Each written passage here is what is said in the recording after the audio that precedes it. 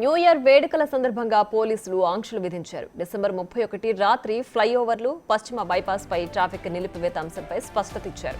Bandar, Eluru, BRTS రోడ్లపై traffic ఆంక్షలు విధించారు. బెంచ్ సర్కిల్, కనకదుర్గ ఫ్లైఓవర్లపై ట్రాఫిక్ ఆంక్షలు అమల్లో ఉంటాయని పోలీసులు చెబుతున్నారు. యువత నిబంధనలు పాటించకపోతే చర్యలు తప్పవని విజయవాడ సిపి రాజశేఖర్ బాబు హెచ్చరించారు.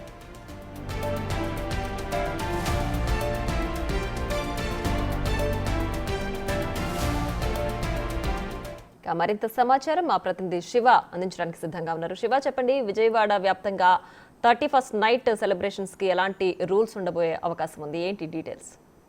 మొత్తం మీద చూసుకుంటే విజయవాడలో, రాజధాని ప్రాంతం విజయవాడలో న్యూ ఇయర్ వేడుకలకు సంబంధించి విజయవాడ పోలీసులు పూర్తి స్థాయిలో ఆంక్షలు పెట్టారు.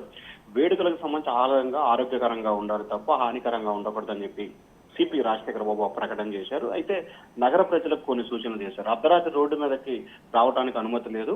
అలాగే రాత్రి 11 గంటల తర్వాత వాహనాలు నడుపు వ్యక్తి అతి వేగంగా నడిపినా గానీ, డ్రంక్ అండ్ డ్రైవ్ చేసినా గానీ కఠినమైన చర్యలు తీసుకుంటాం.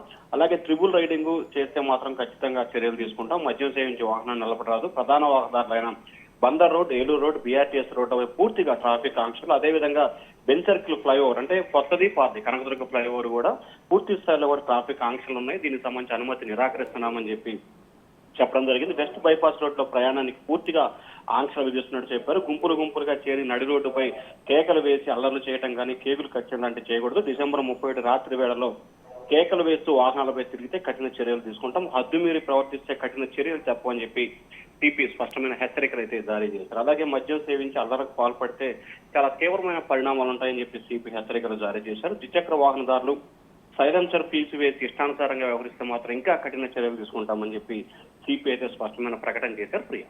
Right Shiva, thanks for the updates.